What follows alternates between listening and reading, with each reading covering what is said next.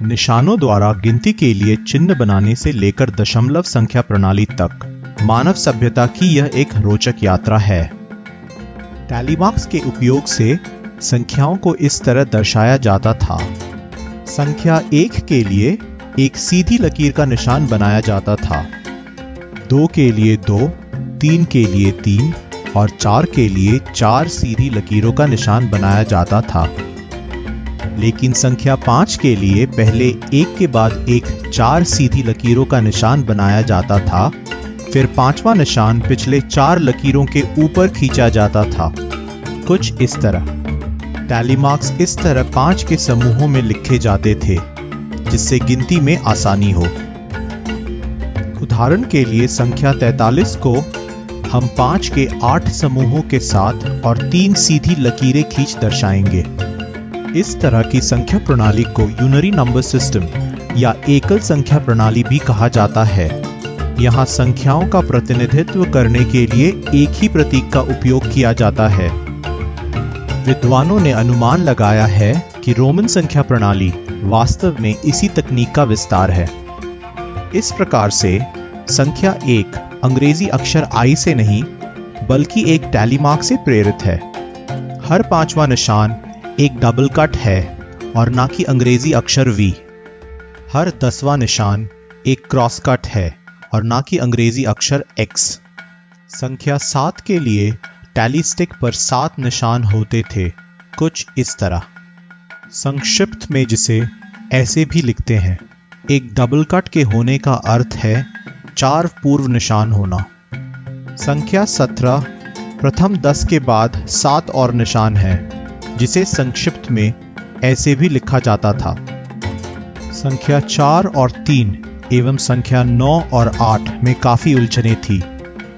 इस कारण संख्या 4 को बदल दिया गया, जिसका अर्थ था 5 से 1 कम, और संख्या 9 को भी बदल दिया गया, जिसका अर्थ था 10 से 1 कम। आज भी रोमन संख्या प्रणाली का उपयोग किया जाता है। उदाहरण के लिए घड़ी की डायल। हालांकि दुनिया में कई संख्या प्रणाली रही हैं, दशमलव संख्या प्रणाली का सबसे अधिक इस्तेमाल किया जाता है। विद्वानों का मानना है कि आज की दशमलव संख्या प्रणाली शायद 10 उंगलियों पर गिनने से प्रेरित है। दशमलव प्रणाली स्थान मूल्य अंक प्रणाली पर आधारित है।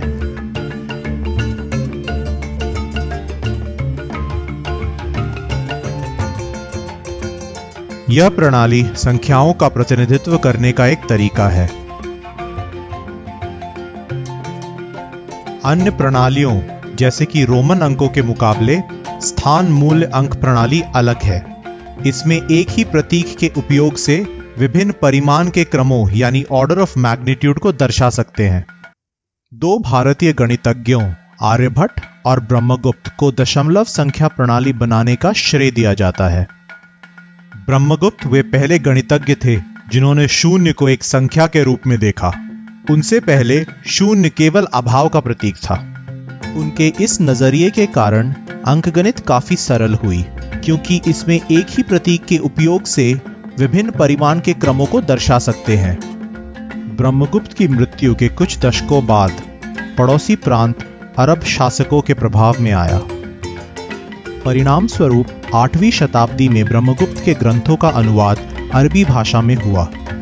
9वीं शताब्दी में अल ख्वारिज़मी ने भारतीय अंकगणित में जोड़ और घटाव पर एक लेख लिखा।